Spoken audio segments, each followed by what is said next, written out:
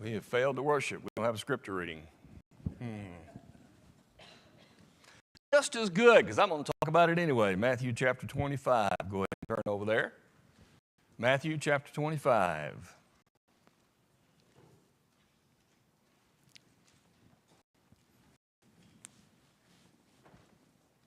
This morning we judgment. In view of the judgment, look externally. Tonight, in view of the judgment, look internally.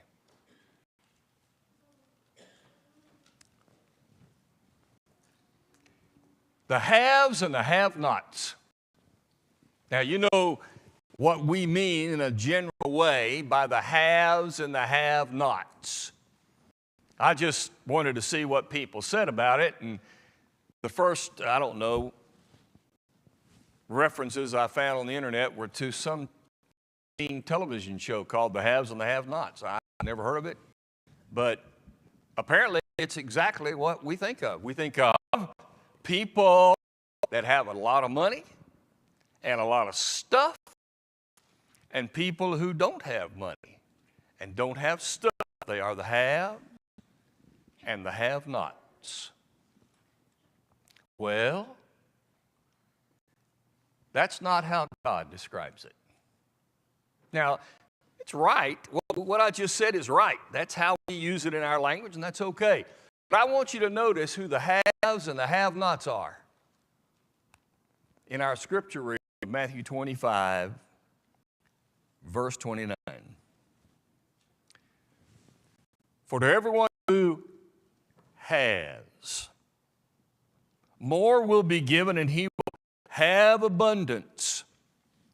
But from him who does not have, even what he has will be taken away. The haves and the have-nots. Now, in preparing this lesson, this is what the context of this text said to me. And I'm going to give you what I understand this text to say about God's definition of the haves and the have-nots. Now, the context for this verse goes back at least to chapter 24 and verse 45. And continues through the entire chapter of chapter 25. Now, if we think of this text to be referring to, and I'm even going to say, think about it this way for a minute, still working on this part of it. But if we think of this text like we did this morning with the sheep and the goats, as referencing the who have a relationship with God and goats have a relationship with God, I'm not sure that's the real context. So, let's see if we can figure out this idea. Who are the haves and the have-nots? Well, number one, this is not about people. I think our context is describing not a comparison between people in a relationship with God compared to those who have no relationship with God. I don't think that's the context. And I think that understanding that context becomes very important for getting to what seems to me to be the main emphasis of this whole section. Because it seems to me that from chapter 24, verse 45, through 25:46, he is speaking to people who are in a relationship with him. Some properly, some improperly. So, for instance, who are the haves?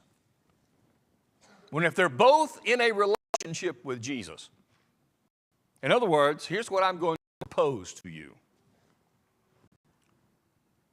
This whole text is about faithful Christians, if you will, and unfaithful Christians. Not about saved and unsaved because they've never been saved. So hold on to that. So who are the haves? Haves are the people who appreciate what they have.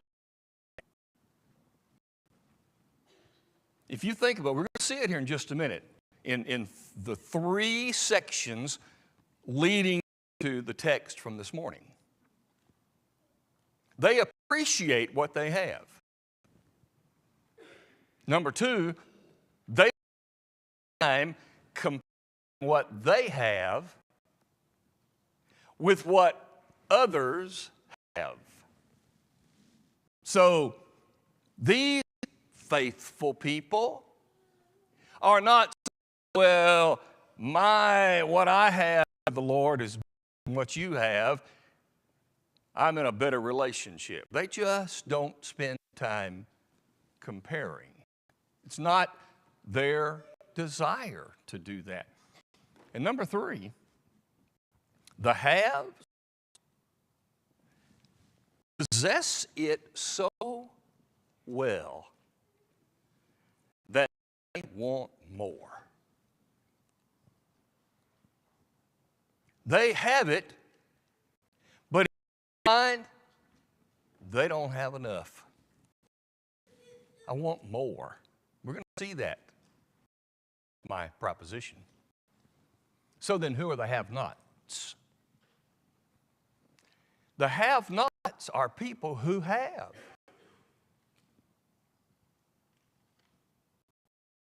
Every one of these we have in chapter 24.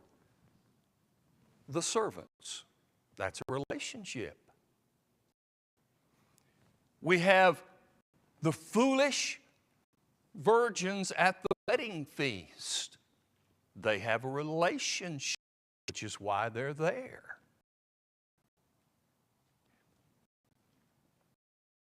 The servants to whom the master gave talents to do something with, they're all servants. So they all have. But the have-nots, look at what they have as a burden. It's a weight. It's just what I have to do. Now, for our purposes, the way we use the word especially, and I've never done a deep dive into it, but I will. The difference between what we understand as slavery and what these texts are saying about servants are different concepts. These servants agreed to do it. The overwhelming emphasis to me, or likelihood to me, is these servants are people who were indentured servants. They needed help, and they said, I will work for you if you will pay off my debts. And once my debts are paid, then I don't have to work for you anymore. They made a choice. When we think of slavery, we think of people who didn't have a choice. They were grabbed from their homes and sold. That's not what these are. So I think these are people, though they made a choice, they're servants, it's a burden. They don't like it.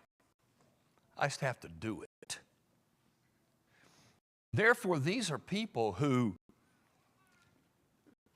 they're only concerned about what do I have to do right now. Now, it's the haves and the have-nots, both of whom are in a relationship with the Lord. Now, you mull that over and tell me what you think about that. Having said that, let's now notice the three contexts where Jesus talks about the haves and the have-nots. And notice three very distinctive sets that make the difference between the haves and the have-nots. 24, 46, or 45 beginning. Okay. Notice number one, who then is a faithful and wise servant was haves. He was a servant. And he was faithful and wise. And so what happened? The ruler gave him extra responsibility. The ruler said, I'm going to put you over my household. Now I want you to notice the play here. He said, I'm putting you over my household, and you're going to feed them in due season. Now, the household back then included everybody, the blood relations. So the household was the master, blood family, all of the servants. So it appears to me that he put this one guy in charge of everybody. So it's his job to make everybody have opportunity to eat. Now, of course, there was an order. The family ate first, and when it was all done, the servants were. But these are servants all. He was one time called wise and faithful. He had a job. He had responsibility. He knew that this is what to do.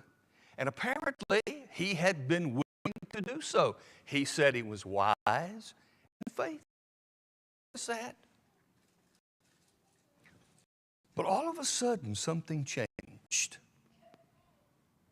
Now, we're going to notice three words. Here's the first word that comes in this context, hypocrite. It's used in verse 51. Because what happens is, this servant decides, okay, the master is gone. Just doing his job, he began to beat his servants. He began to beat people in his own household. Probably not the blood relatives, but other servants. And he's hanging out drunkards. Probably hanging out with people not in the household. That's probably what's going on. And because of this position that he has acquired, he now has this standard has changed about himself. When he was a wise and faithful servant, did he hang out with the drunkards? Nope. Did he treat his fellow right? Nope. Apparently. Because now he's not. And now he has decided that because of his standing,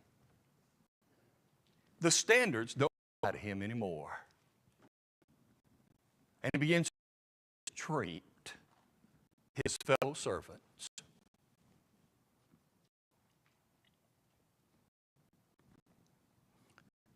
the haves become have-nots when we act hypocritically. We have a relationship with Jesus. We're called wise, but when we then turn and act in hypocritical fashion, boy, Jesus did not like hypocrites, did he? Some of the toughest language in Scripture was Matthew 23.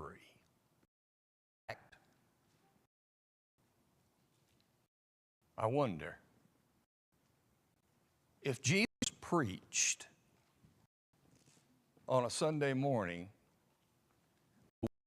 walked in Matthew 23, people would be upset with him. Oh, you were mean. You were not nice. You were not loving. This have became a have not because all he decided the standard now is different for me. I know the temptation of Christian people to hang out more with people who are not in the relationship with Jesus than they do to hang out with the brethren. But I also know that sometimes brethren treat each other worse than they treat brethren. I know it to be true. We're nicer to people in the world than we are to people with whom we worship on a continual basis and who are washed of Jesus just like we are. And we halves in that way become halves. Number 2. 25, starting in verse 1. Once again, we have haves and have-nots. Now, the way these wedding parties, wedding feasts worked, it was a long ordeal. A week. There would be a certain day, not time, but a certain day when everybody has been partying and we're ready now for a wedding to an event, and the groom is going to be coming, and he's going to take the part of this group, this wedding feast party, and we're going to all go in together. They know what day, and go there ready. They all have responsibilities. There's 10 of them here that are important. So they know. But here's the haves. They are ready for what they know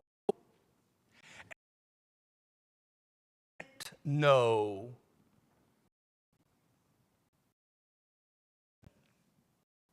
Well, they don't know what time of day it's going to be. They may have even been waiting in the daylight hours prior to having to use their oil light. And so they're waiting, and now it becomes dark. Oh, they got to get their oil going. And the longer they wait, the oil is going out, and 5 of them go, oh, he may be too long. You got to help us, give us some oil. No. Because our second word is procrastinators. You knew the 5 foolish. Did they want the bridegroom to come and take them with him? Absolutely. Did they intend not to have enough? No. In fact, it may be that during the day they could have been sitting around thinking, you know, look over there.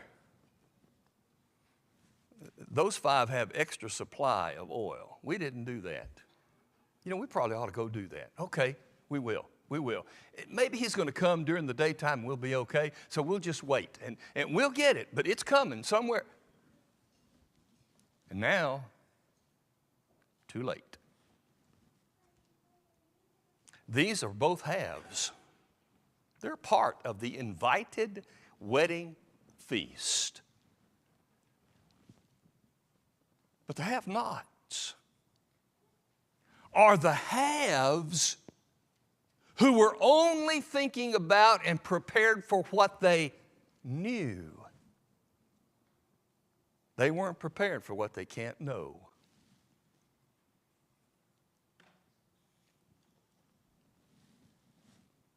Do you sometimes find yourself thinking about yourself? I need to fix this. I need to work on this. I need to change this. And I'm going to.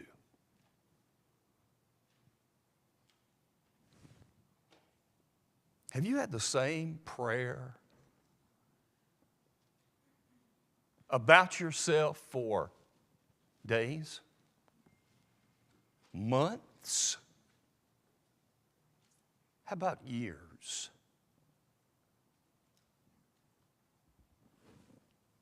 It's not your intention.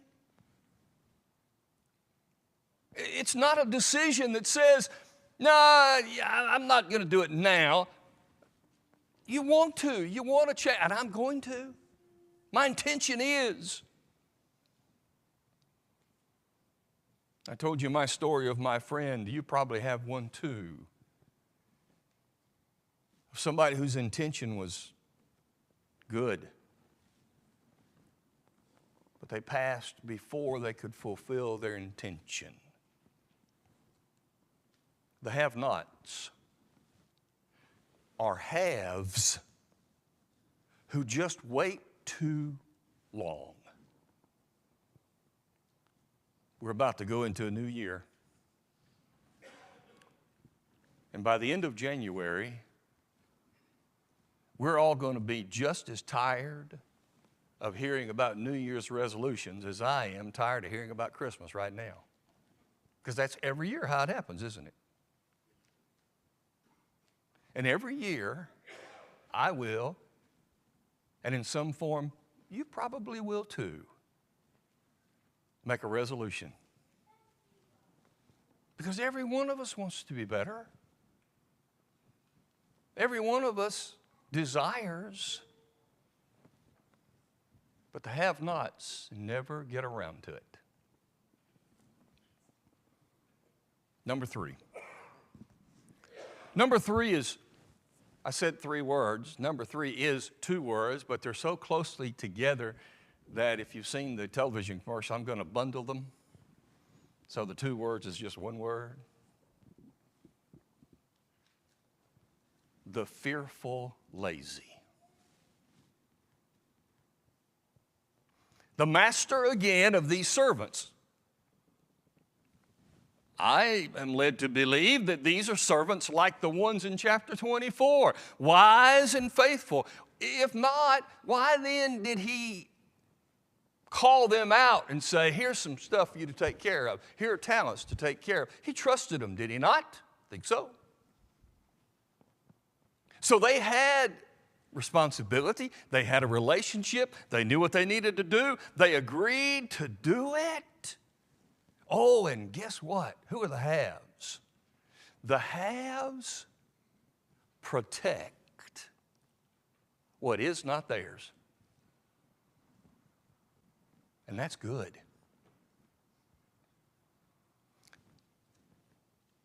This whole uproar that's become political, dealing with global warming and O2 gas or CO2 gas and all that stuff. You know what? It all boils down to this. God put us in charge of this planet to take care of it. That's fact. Now, I don't know what the other facts are, but I know the fact that it's our job to manage it. I know that. Mismanagement of what God owns is not right. So, however that's defined on this political shelf or that one, I don't know. But I do agree with the principle. We're supposed to manage it. And so here we are, servants who are managing somebody else's stuff, and they are protected. Good for them. And we should protect. But here's the problem. The have became have-nots. Check this out. By being so protective of it that they squelched the potential of it.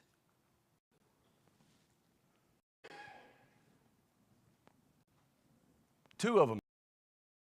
Yeah, it's good stuff.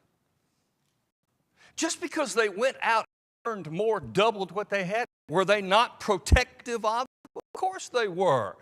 Do you think they went out just willy-nilly throwing it around, seeing what?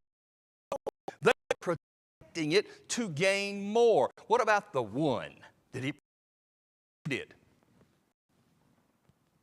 Right? He protected it. But what did he not do?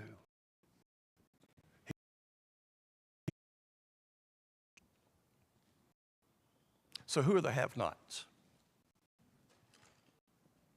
The have-nots are the haves. It's so focused on protecting that they never use the potential. Now I'm going to stand as you should. As Paul, chapter 2 and 15, we need to stand on sound doctrine. And I'm not changing my stance on that. There is that which is right and there is that which is wrong. And God has shown us truth. Never alter it, never overlook it, never abuse it. I stand on sound doctrine. But I don't want to be so that I don't allow it to have its free course, allowing it to reach its full potential. I mean, there are all things that, and I'm talking about the religious world at large. I'm talking about our brethren. There are all kinds of things we argue over and have for years. And I don't think any one of them would be predictive of sound doctrine, because I think they all were. But sometimes, in being protective of sound doctrine, we just hide behind a wall and the potential of the doctrines in it without recognizing its power. Things that are perfectly allowed and perfectly reasonable to flow. Maybe we get too bent out as protectors and not as people managing the potential. What I want you to do is just think about it and think about specific you might be guilty of that kind of thing, and I'll not give you any. And we can talk. So here is the point of the lesson. He is talking to us who have a relationship with Jesus, having submitted to Him and agreed to follow. We're the sheep. So who are the goats? Admittedly, they're going to be people who rejected Jesus all along, and they're going to be His wrath too. I get that, but I'm sure that's what that text is just talking about. I wonder if the goats are the sheep who have just become not who they ought to be. It probably does include everybody else, but there are sheep, that is, those in relationship with Jesus, who, because of hypocrisy or procrastination or fearful laziness are going to find you. Point I forgot to make. Did you notice in the reaction to the man with the one talent? He said to his master, I was afraid. Isn't that right? What did the master say to him? You were lazy. You know what fear is? Fear leads to laziness. It does. Fear can lead to laziness. So if I live my life in fear, it will handicap me. It will put me in a chair and I'll not move because at least sitting in the chair, I'm protected. But if I get up and start walking, I could fall. Oh, I don't want to fall. I'm going to sit in the chair. Fear, spiritual fear, leads to laziness. If I am so afraid of being wrong, then I will be lazy and I will not move forward. While holding on to sound doctrine, let us not squelch the power of that same doctrine. In view of the judgment, let's look internally. Look internally. I don't want to be hypocritical. I don't want to procrastinate, and I don't want to be a fearful, lazy person. If we need to help you in some way, we always sing, encouraging you to let us help you if you need while our shepherds are here. We stand and sing.